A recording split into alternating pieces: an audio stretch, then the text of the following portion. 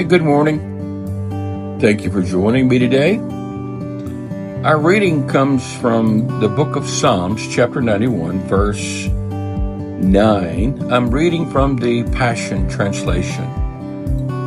Verse 9 begins by saying, "When we live our lives within the shadow of God Most High, our secret hiding place, we will always be shielded from harm.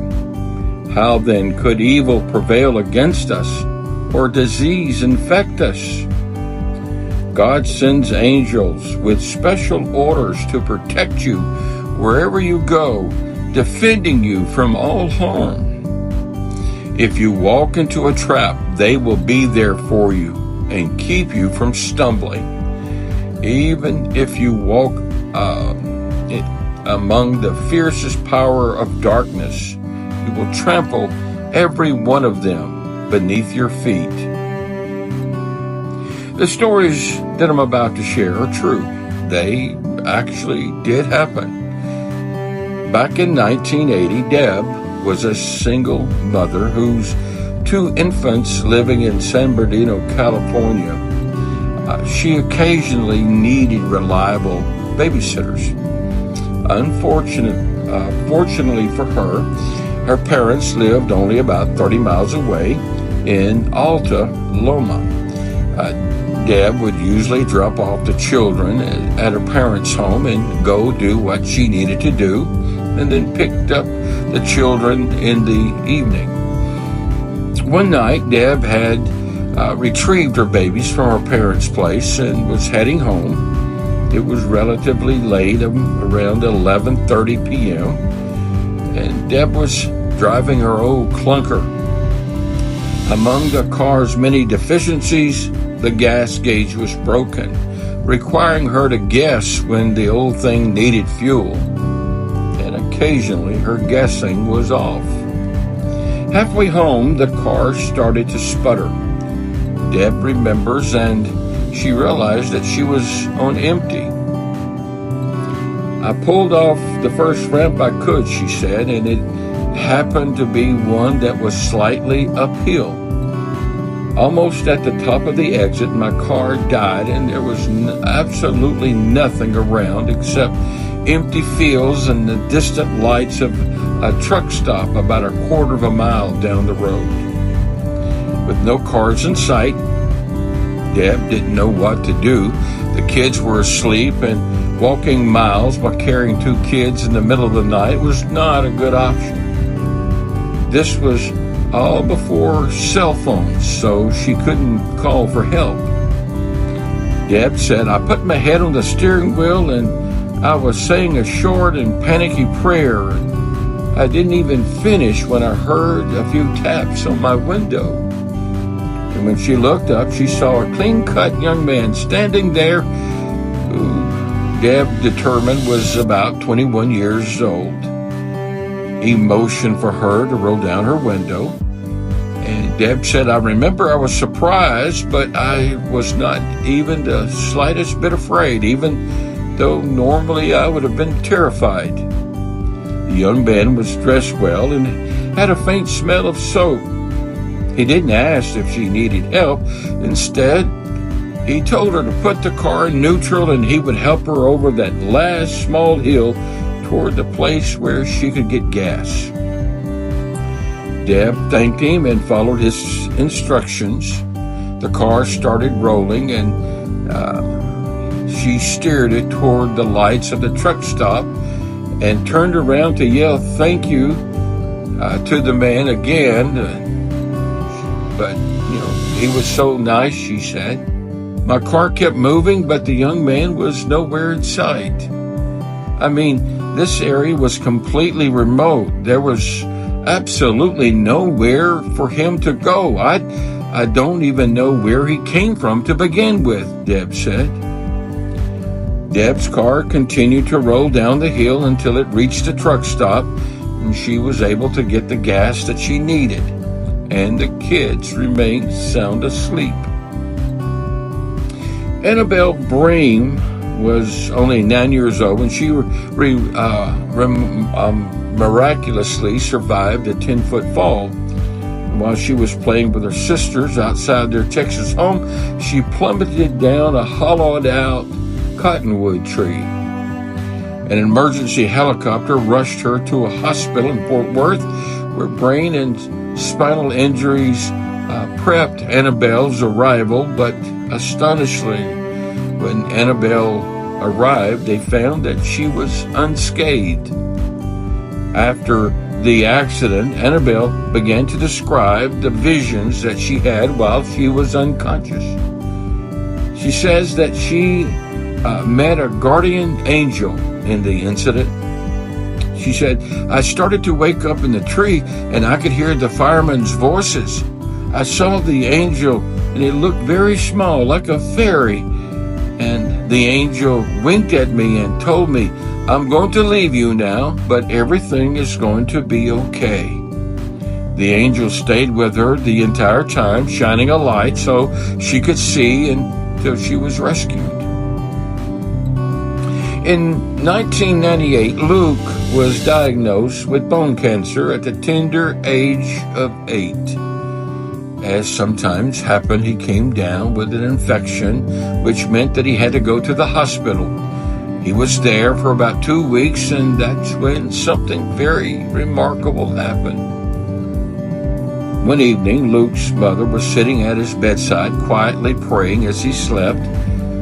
A nurse came into the room to check on Luke's temperature, but his mother noticed that something very peculiar about her. The nurse was wearing an old-fashioned uniform of the type that would have been common 30 years earlier in the 1960s. The nurse noticed that Luke's mother had a Bible by the side of his bed, and she said that she too was a Christian and she would like to pray for Luke's healing. Luke's family had never seen this odd nurse before, and they never saw her again while Luke remained in the hospital. Luke said, "I came out of the hospital fully healed of my infection," who was 19 when he told this story, and remarkably, he is now completely free of cancer. "My mom believes that this nurse could have been a guardian angel come down to give my mom some hope," Luke says. "If she wasn't an angel, then why would she be wearing a 1960 old-fashioned nursing clothing?"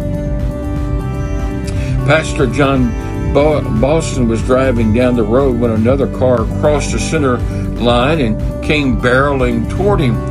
The pastor swerved to miss the vehicle, but struck a utility pole, sending a live transformer crashing onto his car. Immediately, the metal and glass began to trickle and buckle under the intense heat from the thousands of volts of electricity.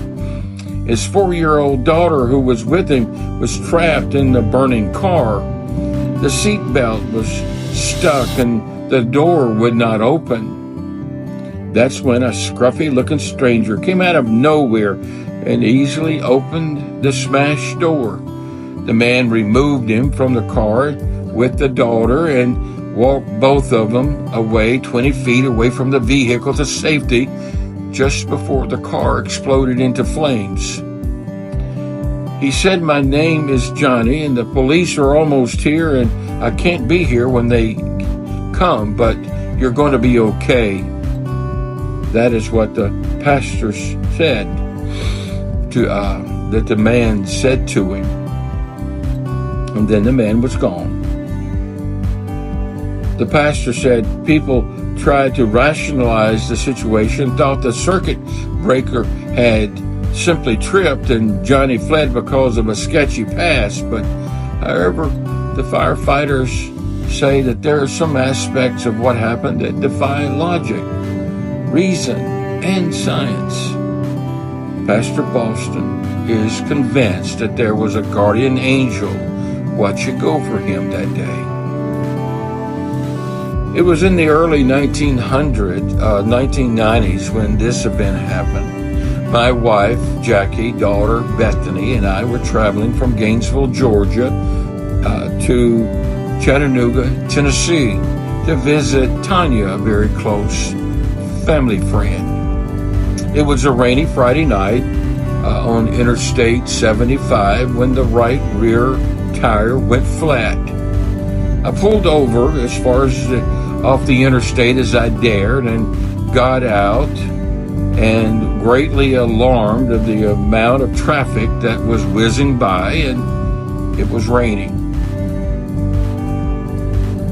I pulled out the jack and the spare tire and began the process of jacking up the car to change the tire, and just as I removed the flat tire, to my horror, the jack slipped and fell over on its side.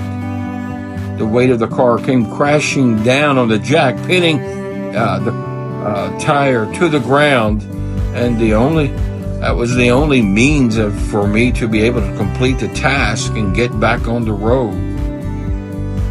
I stood there in the rain with a mixture of fear and shock, wondering, what in the world am I going to do now?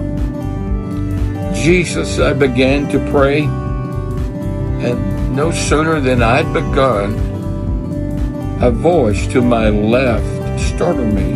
I glanced in the direction of the voice, and to my left was a big burly man walking up to me, and behind him was a large semi-tractor and trailer that I hadn't seen before. Looks like you guys need some help, the man said with a kind smile. And as I said, the man was big, the epitome of a big lumberjack. Yeah, I replied, the car slipped off the jack, and I don't know how we're going to get it off so we can change the tire. The man's smile grew larger. Not a problem, says he. And with that, he stooped down and picked up the back of the car. All right, set the jack back in place, he said. To say that I was shocked was an understatement, but whether it was because he actually picked up the back end of the car or that his voice carried no hint of strain, I don't know. Quickly, I set the jack in place, and the man eased the car back onto the jack. And as I stooped down to set the spare tire into place, the man said, "Let me get that." And the man set the tire in place, and he put the lug nuts on, and with amazing speed tightened it down and let down the jack and said, "There you go. You're ready to get back on the road." "Oh, thank you, thank you, thank you," I said with a grateful heart. "Let me pay you for your troubles," I stammered as I reached for my wallet. "Keep your money," the man said. "You might need it to get a new tire." And with that, the man left me to walk back to his semi-truck. Jackie and Bethany and I got back into the car, and as I glanced back into the mirror for one last look at the stranger who helped us in a desperate moment, he and the truck had simply disappeared. As quickly as he appeared, he was gone. So, in the darkest moments in our lives, when we feel overwhelmed and alone, please know that God sends His angels to minister to us. These heavenly messengers are often unseen and unrecognized, but they bring comfort, strength, and hope when we need it the most. They are the silent warriors of God's love, working behind the scenes to guide and to protect and uplift us. And when we face trials and tribulations, it's easy to feel abandoned and forgotten. But God's love is ever present, and His angels are always near. And they come in many forms: kind stranger, compassionate friends, or maybe even the gentle whisper of the Holy Spirit. Their presence is a reminder that we are never alone, and that God has His watchful eye always upon us. Thank you so much for joining me today. You have a very blessed day.